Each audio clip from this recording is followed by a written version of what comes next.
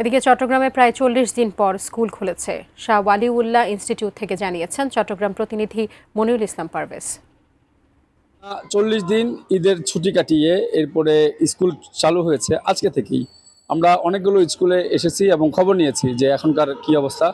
টিচাররা ক্লাস নিচ্ছেন, ছাত্রছাত্রীরা ক্লাসে উপস্থিত হয়েছেন। তবে যেহেতু টানা এটি বন্ধ ছিল, বন্ধের পরে যেহেতু স্কুল শুরু হয়েছে, অনেক অনেক শিশুরা বা বাচ্চারা ওরা কিন্তু উৎফুল্ল, অর্থাৎ সবাই আসছে এবং মন দিয়ে সবাই ক্লাস করছে। যেহেতু আর ১ মাস পরে আবার প্রথম সাময়িক পরীক্ষা অনুষ্ঠিত হবে। আবার অনেকগুলো স্কুলে গিয়ে খবর নিয়েছি, সেখানে দেখা গিয়েছে যেহেতু আগামীকাল এসএসসি পরীক্ষা শুরু হবে, যে স্কুলগুলোতে কেন্দ্র পড়েছে, অর্থাৎ যেখানে সিট কেন্দ্রর সিট পড়েছে, সেই স্কুলগুলোতে আবার অনেক জায়গায় ক্লাস হচ্ছে না, সেখানে এসএসসির যে সিটগুলো সেগুলো বসানো হচ্ছে। তবে আজকে এখন যেই স্কুলটিতে আমরা রয়েছি এখানকার খুব পুরোদমে ক্লাস শুরু হয়েছে।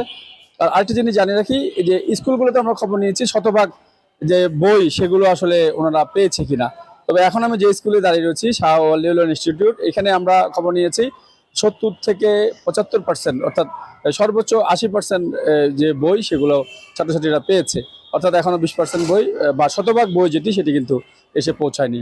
আর মাদ্রাসাতে খবর নিয়েছি, সেখানে দশম শ্রেণীর যে আরবি বইগুলো রয়েছে সেগুলো এখনও এসে পৌঁছায়নি এবং এগুলো সরকার থেকেই এখনও ডেলিভারি দেওয়া হয়নি। এখানকার যিনি শিক্ষা কর্মকর্তা রয়েছেন তিনি জানিয়েছেন এটি যেহেতু সরকারিভাবেই এখনও বরাদ্দ দেওয়া হয়নি, যার কারণে কোনো মাদ্রাসায় সে দশম শ্রেণীর সে আরবি বই সহ সে বই শতভাগ বইগুলো কিন্তু পৌঁছায়নি। তো আপাতত এই স্কুলের যে শিক্ষা কার্যক্রম সেটি কিন্তু শুরু হয়েছে এবং এখান থেকে আমার কাছে এতটুকুই রয়েছে।